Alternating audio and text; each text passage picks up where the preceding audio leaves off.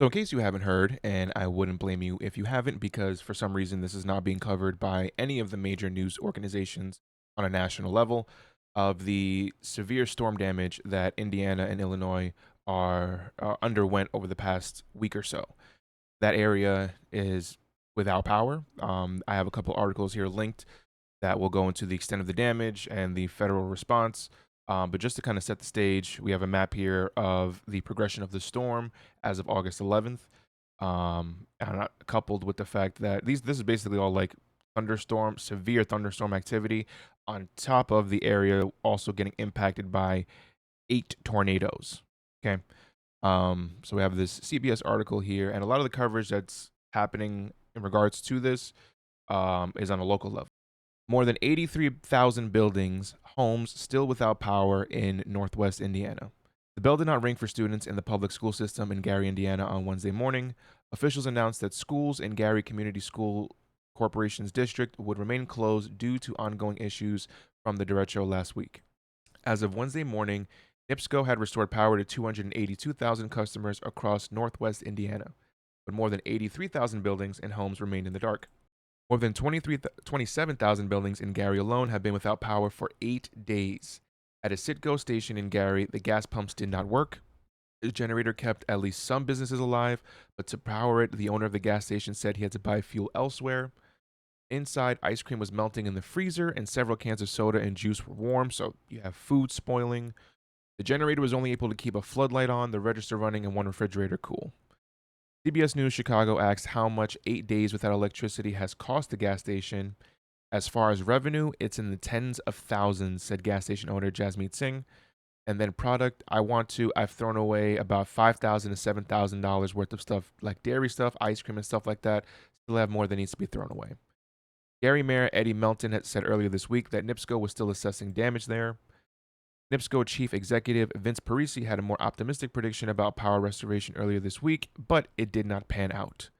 On Monday, Parisi said, I feel really good about getting 90% of our customers by the end of tomorrow. We're about 75-80% today of those customers that were impacted by the original storm on 8/11. And again, as a recording of this video, these people have been without power for 8 days. Just hours after that interview on Monday, a fire consumed NIPSCO equipment in East Chicago, plunging thousands of customers there into the dark and adding to NIPSCO's workload. So a bunch of people who got power ended up losing power because the equipment caught fire. Um, so yes, shit is not well in Northwest Indiana and in Illinois. Um, there has been a federal response. FEMA did declare um, assistance over the weekend, but there has been a noted difference in the response between one state and another state. Chicago area storm recovery, South suburbs asks for federal aid, Northwest Indiana power outages continue. At least 7 related storm deaths have been reported across the Indiana as of Sunday, as power outages repairs in Northwest Indiana continue following strong storms and flooding last week. Many people in Chicago are still recovering from the damage, including Lansing, Illinois. 3 of the Indiana storm-related deaths were in the Chicago area in Lake, Porter, and LaPorte counties, and the others were in the other parts of the state. The state was hit with historical rainfall. Several rivers burst their banks. In northwest Indiana, nearly 150,000 customers were still without power as of Sunday afternoon. Indiana Governor Mike Braun declared a statewide emergency Friday. On Saturday, President Trump approved his request for a presidential emergency declaration. Saturday evening, FEMA announced, quote, federal disaster assistance is available to the state of Indiana to supplement state, tribal, and local response efforts due to the emergency conditions resulting from severe storms, straight line winds, tornadoes, and flooding beginning on August 11th, 2026, and continuing. Less than a week after tornadoes and severe weather tore through the Southland, elected officials, residents, and community leaders gathered in Lansing to call for federal assistance, saying storm ravaged communities cannot recover on their own. The push comes as neighboring Indiana has already secured federal disaster assistance, while Illinois continues moving through the approval process. Now, I wonder why. I wonder if there is any correlation between the fact that Illinois has a Democrat governor and Indiana has a Republican governor. The White House will deny it, but there was a study done, and I'll see if I can find the article where when it came to federal assistance and the whole process, this current administration has been approving significantly more Republican led states versus Democrat states, and they're way quicker to respond to those requests based on political party, as we have a perfect example right here. Indiana declared a statewide emergency on Friday. The very next day, and I'm saying, oh, Republicans should be made to wait just as Democrats. No, the aid is paid in taxes regardless of what your political affiliation is. So that means that the aid should go back to the people that fucking paid for it, bro. It's that simple. And the fact that there are people who are okay with the president playing politics with disaster relief money, there's no words to describe the depravity of morality. Mayor Michelle Nelson said recovery continues to be a challenge despite assistance from neighboring communities and agencies. Progress is incredibly slow. The damage is so great and the vegetation is so dense that we need more help and we need it now. We can't wait, Nelson said. At Sunday's news conference, Cook County Commissioner Donna Miller said disaster aid should not be treated as a political issue. Disaster assistance is not a favor from the president. It is not a political reward. It's a commitment that our federal government makes to every American in a time of need, Miller said. Miller also said Southland communities cannot shoulder recovery costs alone and called on federal officials to evaluate damage in the region. We are in need here in the Southland, she said. U.S. Rep. Robin Kelly, who represents Illinois' 2nd Congressional District, said she was personally affected by the storms, echoed those calls. People need help, and that's how we need to look at it, not which state you live in or how you vote.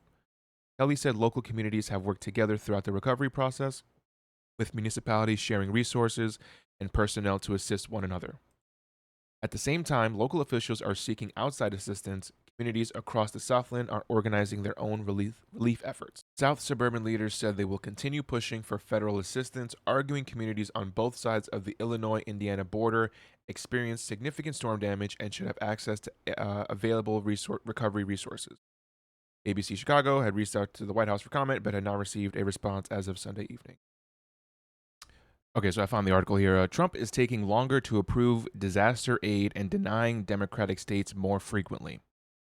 When major disasters strike, Americans are routinely waiting weeks or even months to receive presidential approval for aid. And if they live in a state that didn't support Donald Trump, chances are greater that the aid will be denied. Like, how is that an accepted reality? And no, none of his supporters, none of his voters will ever call him out for it. Since taking office last year, Trump has approved about 65 requests for major disaster declarations and denied more than 24 others from states, tribes, or territories seeking federal financial assistance following hurricanes, tornadoes, storms, floods, and fires. Trump has taken longer on average to approve disaster requests than any other president, according to an Associated Press analysis of data dating back to 1989, when a federal law setting new parameters for disaster determinations was implemented. And no other president has such a disparity in denials between states that supported him politically and those that did not. The delays and denials come as Trump's administration contemplates a makeover of FEMA, which administers disaster aid. Major disaster declarations are intended for events that are beyond the resources of state and local governments. And what is that disparity? Trump has approved 80% of the disaster requests from Republican governors, but only about 60% from Democratic governors, according to the AP's analysis of FEMA data. And this also impacts, like, bro, even if you aren't politically involved, if you're someone who's like, yeah, politics isn't my thing, I stay away from it, I don't like it, I don't vote, this still impacts you because climate change will still impact your state regardless of whether or not you choose to participate in voting. When climate change does impact your state, you're going to need federal funding in order for the recovery efforts, for buildings to get repaired, for roads and stuff like that, for power to be turned back on. If you're in a state where other people voted Democrat for your governor and, your governor is just someone who does not like Donald Trump, your state doesn't get money to repair itself. So I think that should also be a wake-up call to people who don't want to be politically active. The discrepancy is even more apparent when analyzing major disaster declarations based on presidential elections. Trump has approved more than three-fourths of the requests from states that voted for him in the 2024 election, but less than half the requests from states that did not. Although there are federal criteria for disaster aid, decisions, decisions ultimately are at the president's discretion. That should not be the case at all either. But yeah, shit's fucked in Indiana and Illinois. If you can support any of the local charities and groups there that are on the ground, especially in Illinois where they're not getting any kind of federal funding. And I'll see you all in the next video. Take care.